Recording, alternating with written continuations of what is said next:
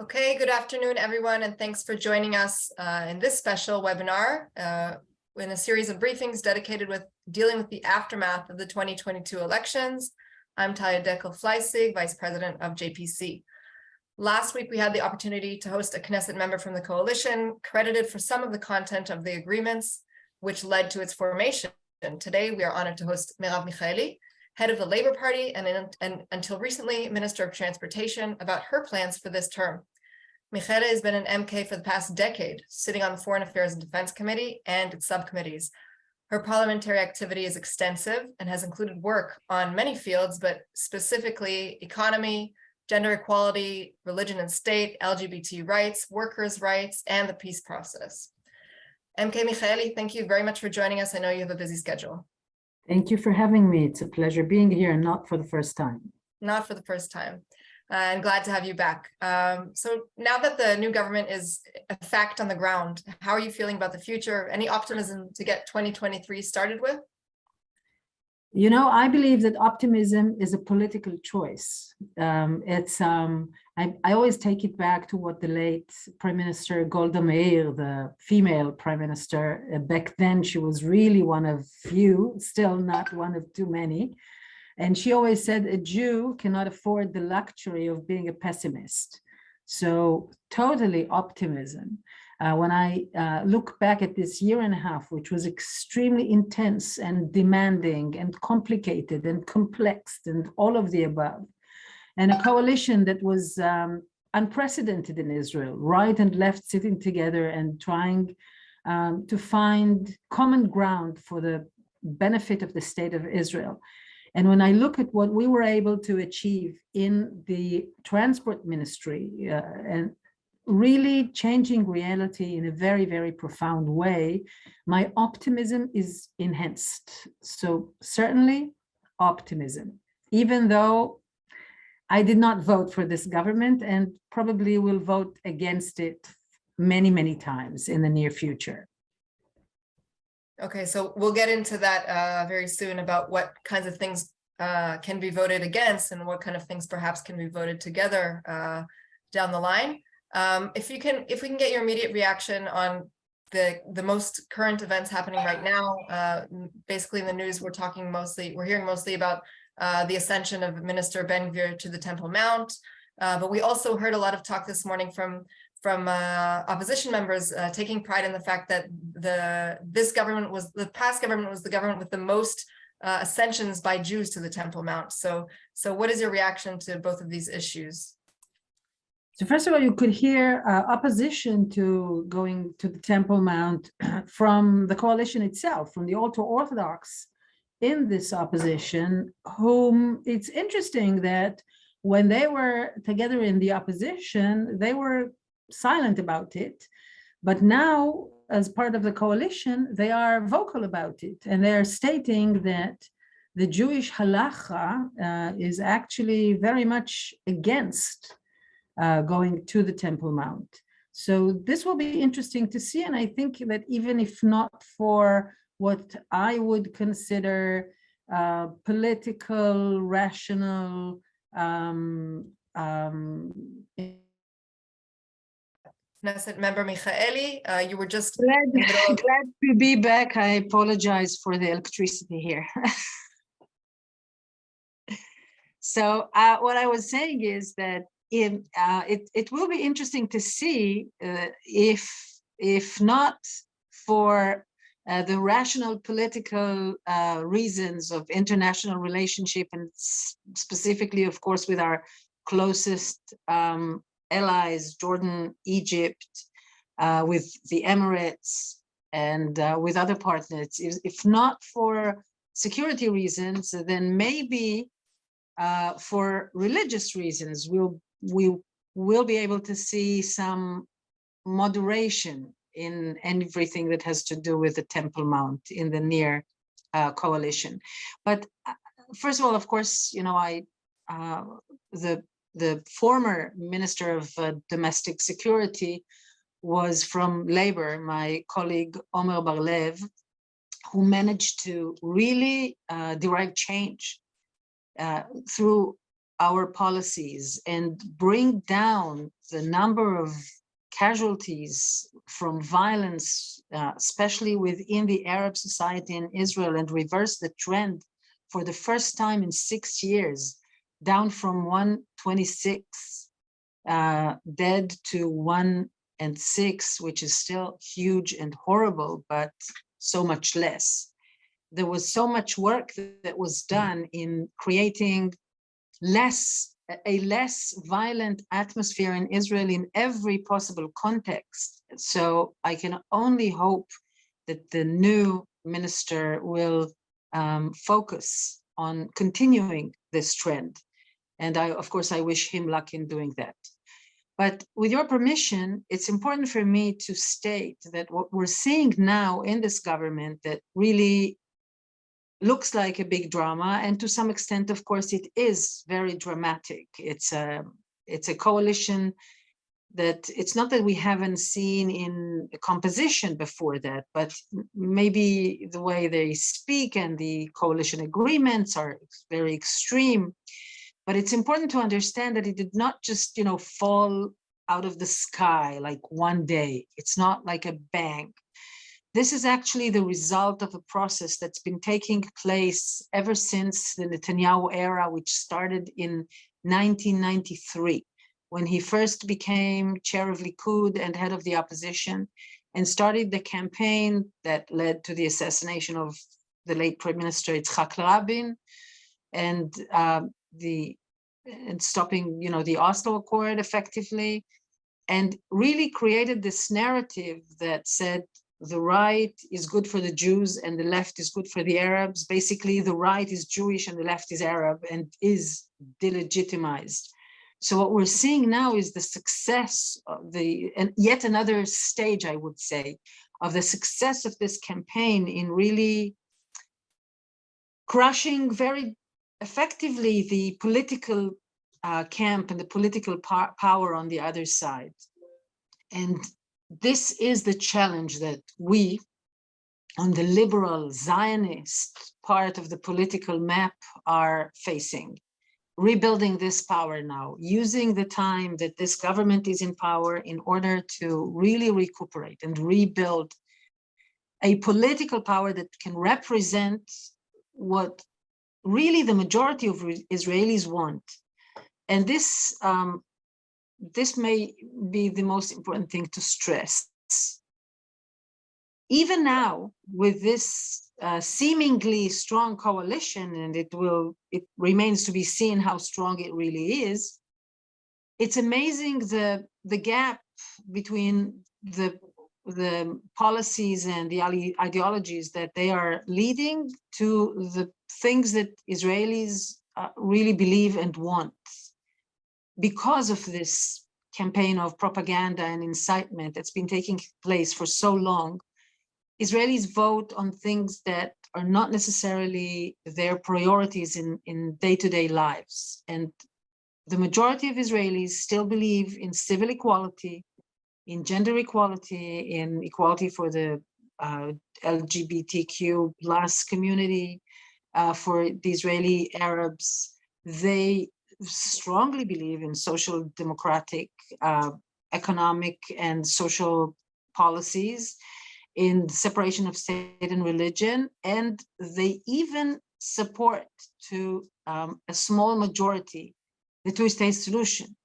But they somehow are being led to believe that only this side of the map will protect them. And this is why they are voting for them. And I think for us, as the other side of the political map, which doesn't hesitate to say what we believe in, it's an opportunity, I think, for a lot of Israelis to see that propaganda is one thing, but executing it is a complete different ball game. So, and this is maybe for us is the most important thing, because I'm focusing on the future, and that is being a very effective, and labor will undoubtedly lead the most effective opposition. We are the ones, well, unfortunately, with the biggest experience in being in opposition, But we have amazing people with our mandates to be able to perform in the Knesset, in this parliamentarian arena, to be able to be an effective, a very effective opposition, and to stop or at least to delay and to moderate everything bad that will be brought. And we've already done this when the then candidate for the domestic security minister brought a legislation that was very dangerous as to how the police force will be able, under whom it will operate, and how we were able to really narrow it dramatically, and it's us who did it. So it's that, and it's rebuilding our political powers to take Israel back to the Zionist vision, to the Ben-Gurion way, to the Rabin way, which says a home to the Jewish people, a home for the Jewish people with equality of opportunities and rights for all of its citizens, with safe borders, which means a solution for the Israeli-Palestinian conflict, and of course, a just society and economy. So that's what we're going to be building now. Okay, the values for which you stand are very clear. And everything up until now has been very clear, but I think what would be interesting to know is what will be different this time round. If you put aside the 1 year that the right wasn't in power, there were 12 years to do just this. What's different now? What can actually be done? What will be put forward other than just anti-Bibi, not Netanyahu? It's very easy to blame the other side and to talk about their campaign, but what about your campaign? What about the left's campaign? What's going to happen in front of you now? That's a very good question, and I thank you for it.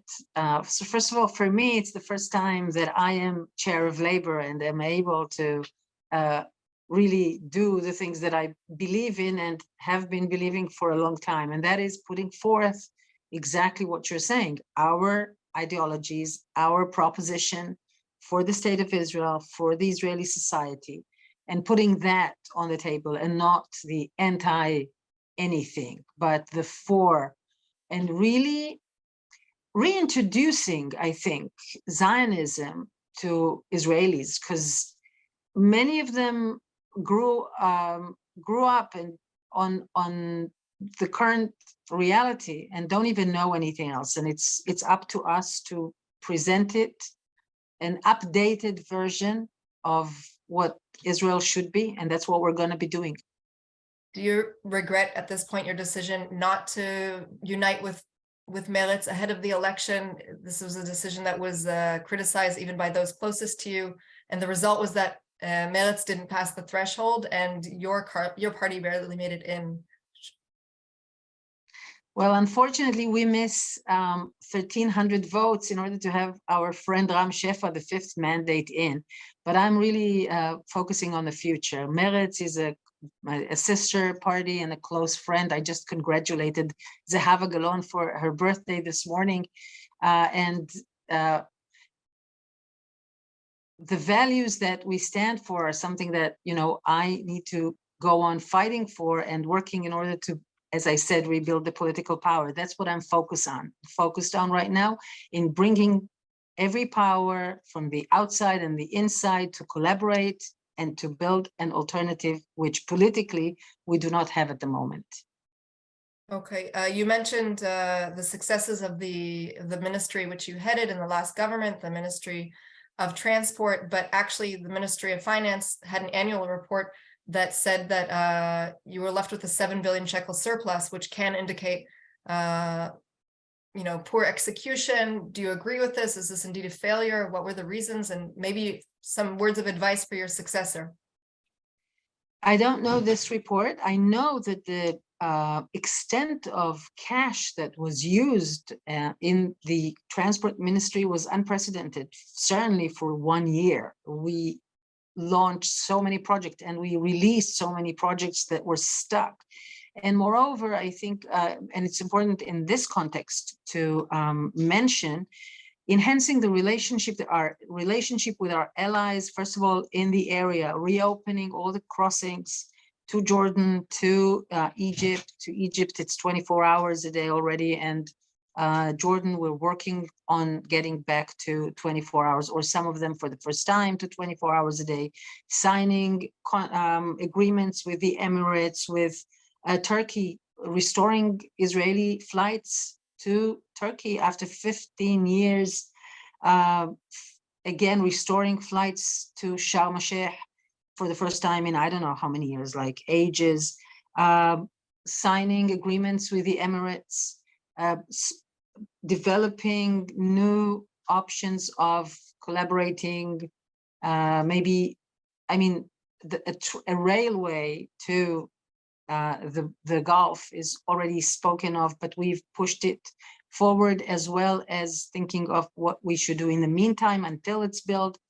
So a really huge stuff was done. And the most important one was that we've overturned the pyramid. And for the first time ever, public transportation was put at the top, and the pedestrians and bicycles and alternatives to the private vehicle, which are just blocking our roads because they were focusing on building roads and not alternatives to it. So my advice to my successor is to continue doing what we were very, very professionally doing, and we really strengthened the ministry professionally. But from her promises already in the last few days, that's not what she intends to do, unfortunately, and the price will be paid by Israeli society and Israeli economy. Okay, we'll see. I want to touch on to something you mentioned earlier on about voting against the government. Of course, that's your prerogative as an opposition, but we have seen in the past in Israeli politics some cooperation between the coalition and opposition.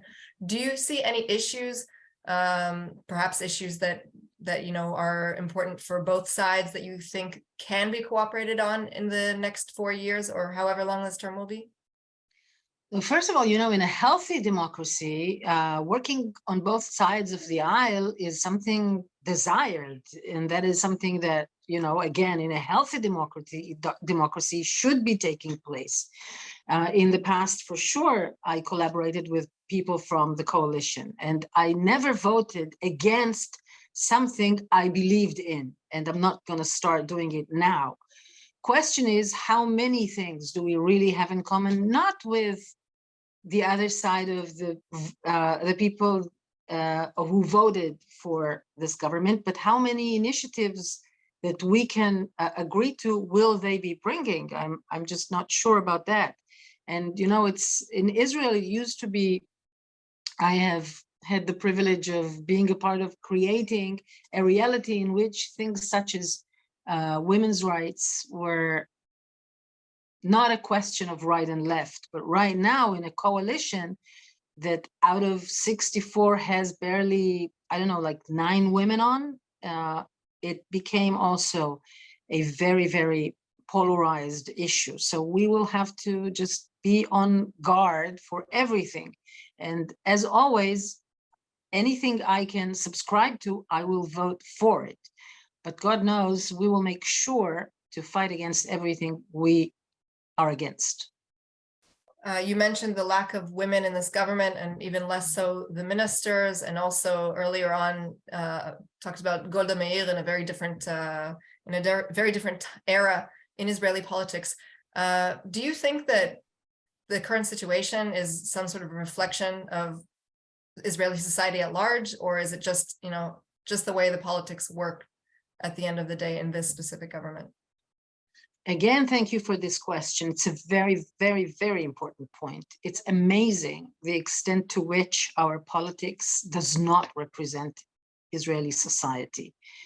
It's really outraging, because the disproportional force and power and part that ultra-Orthodox of all kinds have in our political system, and the freedom that they afford that they take themselves in order to enforce things that such a huge part of Israeli society does not agree to, does not necessarily want, does not serve Israeli society.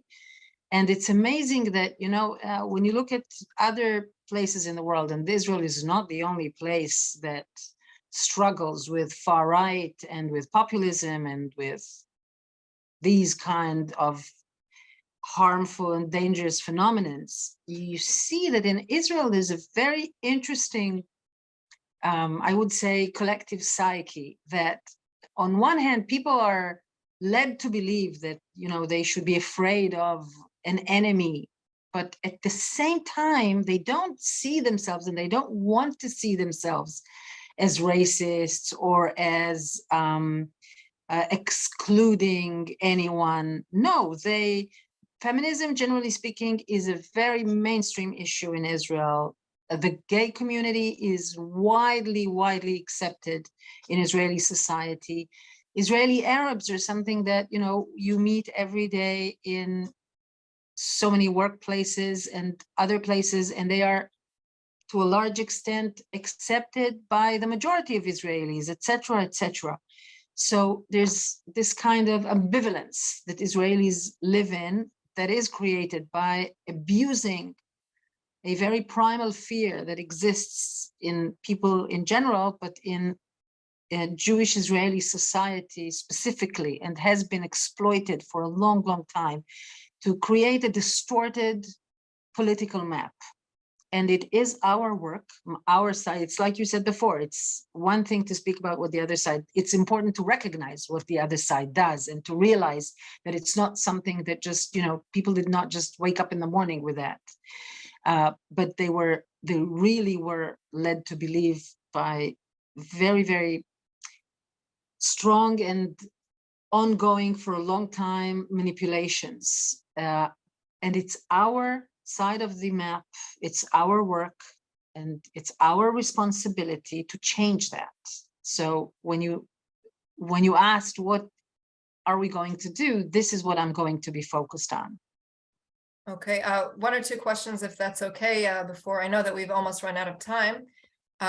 We've focused most of our conversation on the Israeli domestic scene, but of course, in the last couple of months, we've heard quite a lot of criticism from abroad, whether it's the wider geopolitical community, whether it's the administration in the US or administrations in Europe. And also the Jewish community, World Jewry, many members coming out against the formation of the current government. Do you think that the developments now will have a long-term effect on diplomacy with Israel, or is this just a kink in the road? It all depends on what we do. And it's, again, my responsibility to build the political power that will be able to take Israel back to the original and updated Zionist vision, which always saw Israel as part of the nations and sees it as a goal, as something that has a value of its own, and an Israel that wants to be part of the human society. This is what we believe in and what we'll be working on. So I hope this government doesn't stay around too long to cause too much damage. But I can assure you that part of what we believe in is really rebuilding whatever relationship we'll have to rebuild. And as I said, focusing on working towards peace with, first and foremost, our immediate neighbors who should turn into partners. Okay, just one last question. One journalist is asking a follow-up question to the statistics you gave regarding the violence in the Arab sector, what changes occurred from year to year, but they're asking what your plan would be for improving this number even further, and not just focusing on deaths, but also all the other social issues. If we're talking about the issue of protection, if we're talking about the issue of higher numbers of theft and so forth. Well, first and foremost, I believe it goes to investing in closing the gaps from everything in the Arab society. As Minister of Transport, I invested dramatic numbers and huge sums in infrastructure in the Arab society, more than maybe ever before, and certainly in 1 year, with huge projects that were never done before in the Arab society. And so we have to realize that it starts from that, from welfare, education, from getting the social services that citizens deserve and should be getting equally to everyone else in the country. And at the same time, put a lot of effort to working with local leaderships, exactly what my colleague Omer was doing. Working with leaders in the community in order to contain these problematic phenomena and to gradually but surely fight them and bring it to an end. Okay, just one final question. As a former journalist, there are lots of new journalists joining the conversation, and new journalists who are planning to arrive to Israel in 2023. Do you have any tips for covering this very hectic region? Eat well. There's amazingly good food in Israel and the region, so make sure to find all this good food. That'll make things much easier for you. Right, and we can provide some of that over at the club at JPC. Knesset member Merav Michaeli, thank you for your time and coming back to us, and good luck with this term. Thank you so much for having me again, and good luck to everyone. Yes, good luck to all of us. I will always be happy to be surprised for the best, also from that government. Okay, and thank you to my colleague Eli Klotzstein for facilitating this call. I'll just remind everyone on the line that the next Wednesday at 11 a.m. we will be hosting former Chief of General Staff Dan Chalutz, a senior signatory to the petition by Air Force veterans against the current government, for an in-person briefing at the club. Invitations in your inboxes shortly. Goodbye. We hope you enjoyed that briefing by the Jerusalem Press Club. If you did, like the video and hit the subscribe button to stay up to date with all of our future content.